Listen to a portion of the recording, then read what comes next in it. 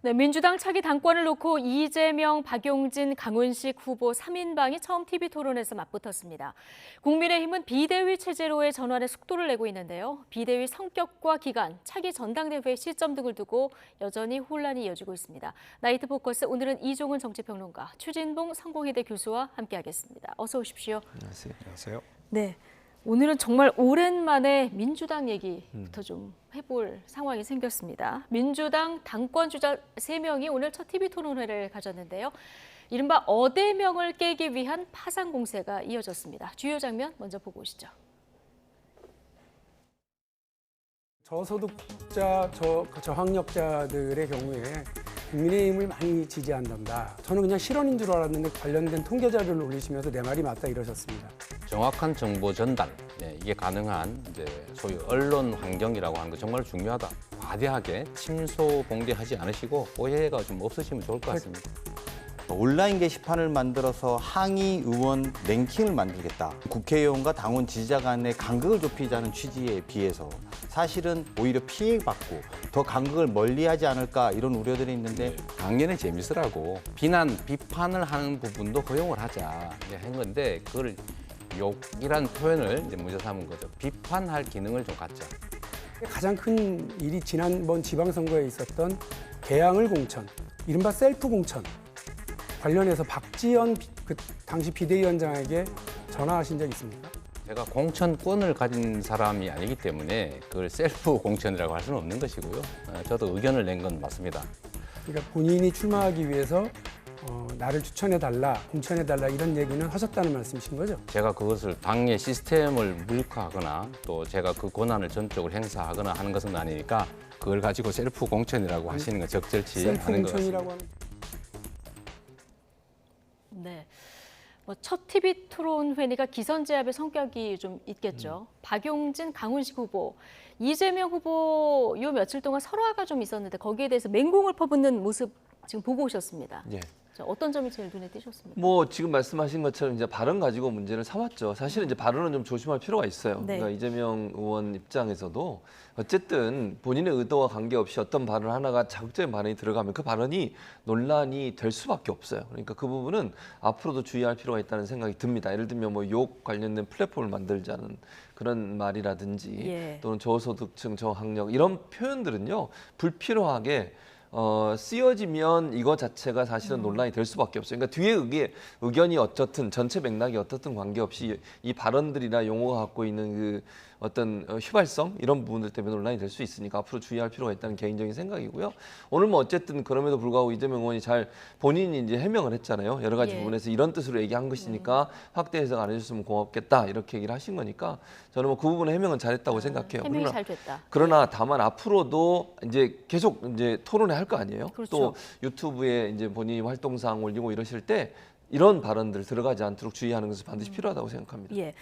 인천 기양을 보궐선거 셀프 공천 논란도 오늘 소환이 됐는데요. 조금 전 답변 들어보셨습니다마는 나는 당원의 한 사람으로서 의견을 낼 수 있지만 내가 당 시스템을 무력화하거나 이런 권한은 없기 때문에 이건 셀프 공천이라고 하는 건 무리가 있다. 이렇게 답변을 했는데 어떻게 들으셨습니까? 네. 아니 일단 그 전에요. 그 전에요. 예. 또 네거티브 전이냐. 또 네거티브전. 예. 그 생각을 먼저 하지 않을 수가 없어요. 그러니까 아주 이제는 제가 입이 아파서 좀 말하기가 귀찮을 정도인데 네거티브 전 옛날같이 이 효과 발휘 못합니다.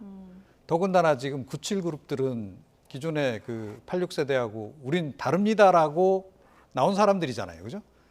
그럼 정치를 좀 달리해야 될 거 아닙니까?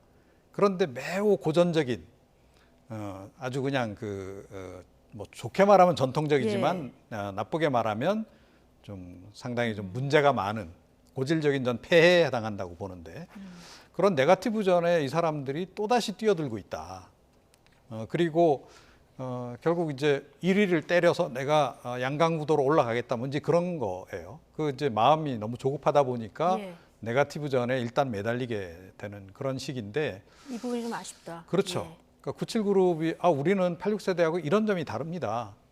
이재명 의원하고도 우리는 이런 점에서 차이가 있습니다라고 뭐 정치개혁 비전이 됐던 정당개혁 비전이 됐던 아니면 국정개혁 비전이 됐던 그런 거를 집중적으로 이야기를 하고 뭐 이재명 의원하고 차별화되는 지점이 네. 있으면 그 점을 지적을 하고 반론 제기도 하고 이런 과정들을 좀 봤으면 했는데 예.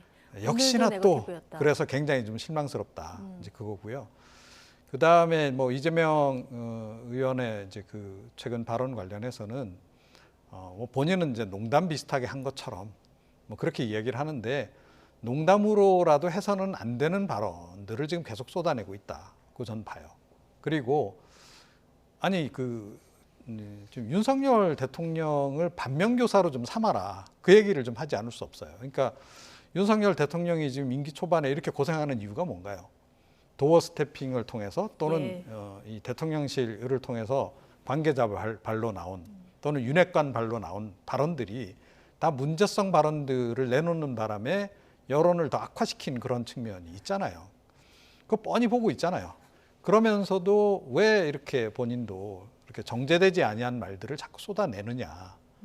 그러니까 뭐 오히려 좀 저기 후보 중에서 좀 이렇게 순위가 좀 처지는 후보가 이렇게 해서라도 좀 국민들 주목을 끌고 싶어서 그런다면 또 이해가 가요. 예. 그런데 이재명 의원이 뭐 그럴 필요성이 있는 사람이 아니잖아요. 그거보다는 좀 더 안정적으로 당을 이끌고 안정적으로 향후에 국정을 이끌어갈 수 있는 리더라고 하는 이미지를 부각을 시켜야 되는 그런 그 상황인데 자꾸 좀 이렇게 가벼운 그런 발언들이 자꾸 난무한다. 네. 이건 굉장히 좀 향후에 진짜 정말 주의를 해야 될 일이다 이렇게 생각합니다. 네. 안 그러면 대표가 돼서도 아마 또 이재명 리스크라는 말이 나올 수밖에 없다 이렇게 생각합니다. 자, 이재명 후보에게는 발언을 조심하고 그리고 리더 이미지를 좀 부각시키는 쪽에 초점을 맞췄으면 좋겠다 이런 조언을 해주셨고요. 강훈식, 박용진 후보 97그룹 대표에서 나선 만큼 좀 새 비전을 제시해야 된다 이런 조언을 또 해주셨는데 오늘을 시작으로 총 9차례 이제 방송 토론회에서 맞붙을 예정입니다. 자, 이제 토론회를 지나면서 지금까지는 여론 흐름상 이재명 후보가 뭐 압도적으로 앞서가는 이런 상황인데요. 이 구도가 좀 깨질 수 있을까요? 뭐 전혀 불가능하다고 얘기할 수는 없겠지만 네. 가능성이 좀 낮은 것 같습니다. 제 개인적인 생각은. 그래서 전체적으로 이제 뭐 이재명 의원 또 후보에 대해서 갖고 있는 지지도가 좀 높은 상황이기 때문에 그걸 넘어서려면 단일화가 이루어져야 된다고 첫째 전제 조건 그게 돼야 된다고 보여지고 근데 단일화라고 하는 것이 제가 볼 때는 쉽게 이루어지기 어려울 것 같아요. 네. 아마 되더라도 막판에 가서 될 것 같습니다. 지금 박용진 의원 같은 경우에는 이거 토론회 시작하기 전에 하자고 그랬는데 지금 안 됐잖아요. 근데 강민식 의원 같은 경우에는 본인 입장에서는 이번 기회에 본인의 인지도나 본인의 어떤 뭐랄까요 그 정책이나 이런 부분을 강하게 어필할 수 있는 기회거든요. 이걸 단일화해가지고 만약 본인이 지게 되면 그런 기회 자체가 상실되게 돼요. 그런 차원에서 본다면 강훈식 의원 입장에서는 끝까지 가려고 할 겁니다 아마. 예. 그리고 막판에 가서 이제 필요하다면 단일화를 할 텐데. 그렇게 됐을 경우에는 좀 뛰어넘기가 어렵지 않겠나 하는 게 제 개인적인 전망이고요. 물론 뭐 전혀 불가능하다고 얘기할 수는 없겠지만요. 그래서 제가 볼 때는 지금의 추세로 간다고 하면 이재명 의원이 당선될 가능성, 대표로 선출될 가능성이 높은 상황이다. 이렇게 볼 수 있을 것 같습니다. 이종훈 평론가는 단일화 여부 어떻게 전망하십니까? 그러니까 뭐 그래도 좀 이렇게 해볼 만한 구도를 만들려면 단일화 안 하고는 지금 안 되는 그런 네. 구도잖아요. 그러면 어떤 형태로든 단일화를 좀 시도를 해볼 필요가 있다. 그래서 지금 뭐 사실은 어대명 때문에 전당대회 지금 관심도 없어요, 국민들이. 그나마 이 흥행을 유발할 수 있는 변수는 그거밖에 없을 것이다. 그런데 단일화 방식을 좀 새로운 방식으로 해보면 저는 어떨까 이런 생각이에요. 그러니까 일종의 이제 가치 동맹이죠.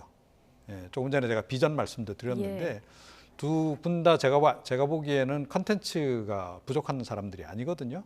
그러면 그거를 둘이 뭐 어떤 밤샘 토론을 몇 차례 해서라도 그러니까 이 번외 토론회가 되겠죠. 예, 예. 공식 토론회 말고도 그렇게 해서 수기를 해서 좀 공동의 어떤 비전안 그런 것들을 만들어내고 이거를 우리가 추구하기 위해서 단일화를 한다. 명분도 쌓고. 그렇죠. 예. 그러면서 또 뭐 여론조사 방식으로 전 100% 여론조사 방식이 좋을 거라고 보는데 그렇게 해서 국민적 관심도 한번 유발을 시키고 그런 과정들을 좀 거쳤으면 해요.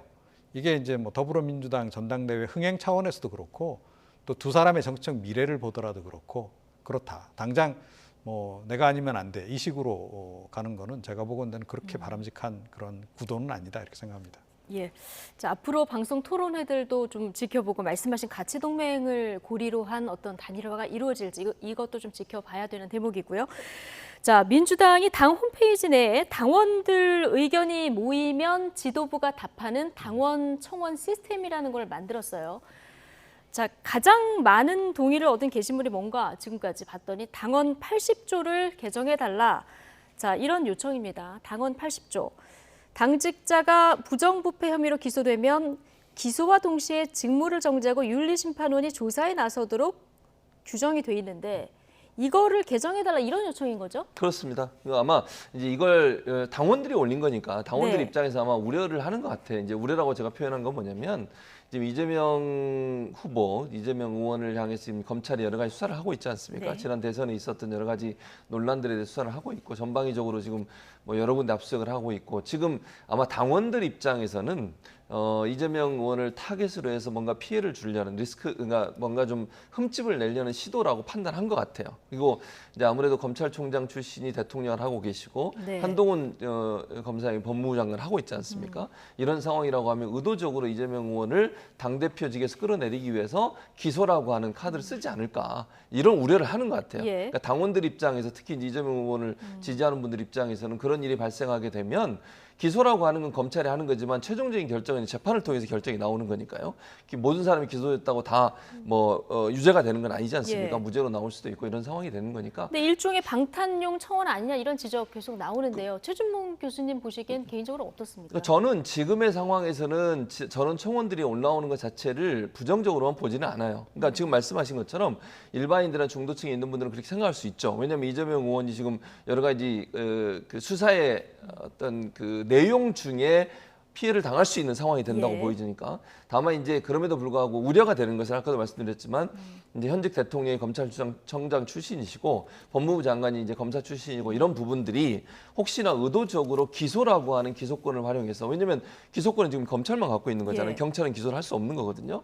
그런 상황에서 그 기소권을 이용해서 이재명 후보에게 흠집을 내려는 의도가 있지 않나 하는 그런 의혹이 있는 부분이 있는 예. 거죠. 그럼 네, 청원 올리는 거에 대한 평가 말고 80조 이 당원 당규를 개정할 필요성도 있다고 보십니까? 그러니까 지금 상황에서 이걸 개정할 필요가 있냐 없냐는 논의가 예. 필요하다고 저는 생각해요.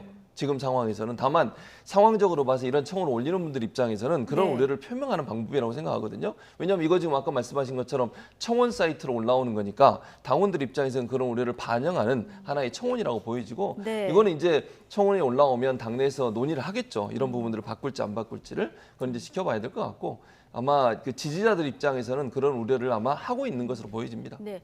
자, 이런 청원 게시판을 왜 만들었냐? 신현영 대변인 설명을 보면은 문자 폭탄을 지향하고 당내 건설적이고 민주적인 시스템을 구축해서 건설적인 토론을 할 수 있게 하기 위해서 만들었다 했는데 의견이 이제 고루 올라오는 게 아니라 강성 지지층 의견이 더 많이 올라오다 보니까 논란도 또 있을 것 같습니다. 예, 그렇죠. 그러니까 아니 기존에 뭐 당원 게시판이 없는 것도 아닌데 굳이 뭐 이렇게 이걸 별도로 만들 필요가 있나?